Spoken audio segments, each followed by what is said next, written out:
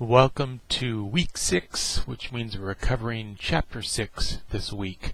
And I have good news and I have bad news for you. Actually, it's the same news, but for some people it'll be perceived as bad news and others it'll be perceived as good news. And the news is basically that with chapter 6 we start talking about religion. And no way of getting around talking about religion. So for those of you who are keen observers of religious news or information, you'll enjoy the next couple chapters. For those of you who are atheists or don't care about religion, well, I guess you just have to kind of live through the next couple chapters. Chapter 6 we talk about Christianity. Chapter 7 we talk about Islam. And then chapters 8 and 9 talk about the Crusades, when Christians and Muslims fought in the Middle East. As well, we'll talk about the conflict between secular rulers and religious rulers, basically between the papacy and monarchs. And the problem was that both of them were seen as the lieutenants of God. There were two kinds of power on earth, and God had ordained some individuals to be secular rulers, other individuals to be religious rulers. So in a very sense, there's kind of this fusion of politics, religion, and society. Both secular leaders and religious leaders were political. They were dealing with people, had influence, and they were both engaged in power struggles. And you think about some of the cultures that we've covered in this class so far, and I think of two. One is the Egyptians. Egyptian pharaohs, all right, were seen as demigods. So this fusion of religious power and secular power. The Greeks, each Greek city-state had its patron god. Athens, its patron god was Athena. Sparta, its patron god was Ares.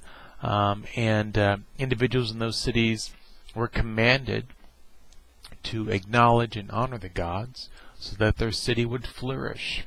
So in a very real sense, religion, politics, society were inextricably entwined. And we see this, of course, in the present, not just in the past. If you've been paying attention to the news as of late, or maybe even for the past 15 years, you know that there are violent extremist Islamists in the Middle East and in other areas as well too, who take great offense when individuals, in particular Westerners, offend or create representations of Muhammad, and take great offense at those sorts of things. And these are individuals who really have this idea of a fused society, culture, politics, and religion. So the offense is taken not just as an offense against Muhammad, but it's an offense against Islam. It's an offense against a people, and in many cases a nation state as well too. And we Westerners today, kind of ally ourselves with this doctrine of the separation of church and state, right? Where they're not supposed to meet. But actually that idea is really only a couple hundred years old. So it's we Westerners who kind of hold the anomalous, the abnormal idea of the separation. Throughout history, humans have actually not really distinguished between religion, culture, and politics. And so now going back in the past, we really see this in kind of the main topic that we're going to be covering in this class, in this chapter, and that is Christianity. For those of you who've been raised as Christian, went to Sunday school, certainly the sort of Jesus of Nazareth that you learn about in Sunday school is a peacemaker, peacekeeper, spiritual leader, very much focused on Jesus as a religious leader. But for others individuals during that time, living during the time of Christ and even before that, they would have seen him as very much a political leader and political threat as well. Jesus considered to be the Messiah by some, but there were messiahs all over the place in Jerusalem during this time. And the Messiah was an individual who was going to liberate Jews from Roman rule.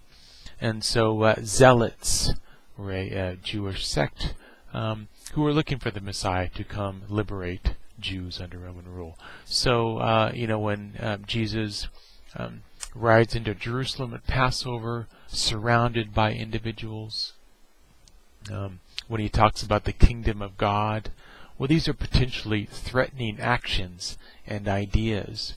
So even though subsequent questions think of Jesus as a spiritual leader, back then his actions and thoughts would have had potentially political implications as well too. Let's see.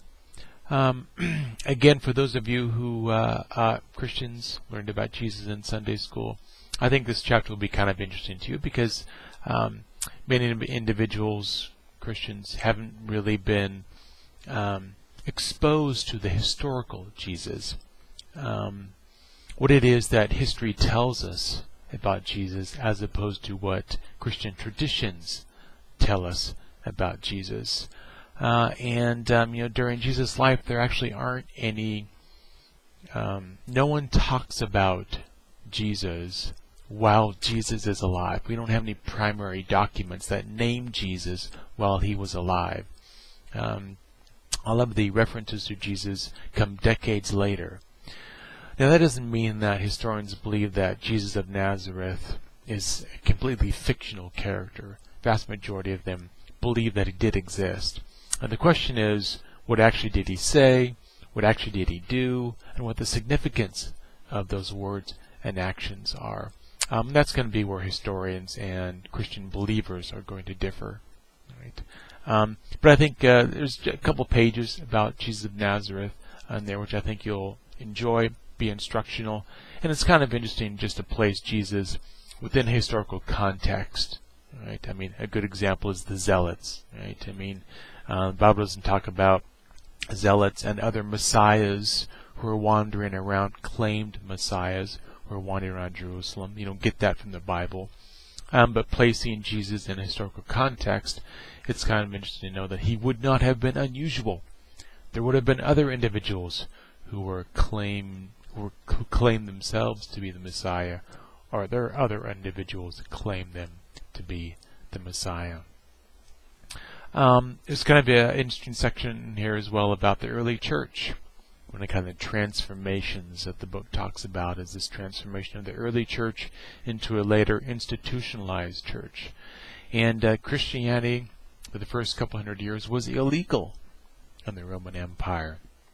That shows again that fact that religion can have political implications.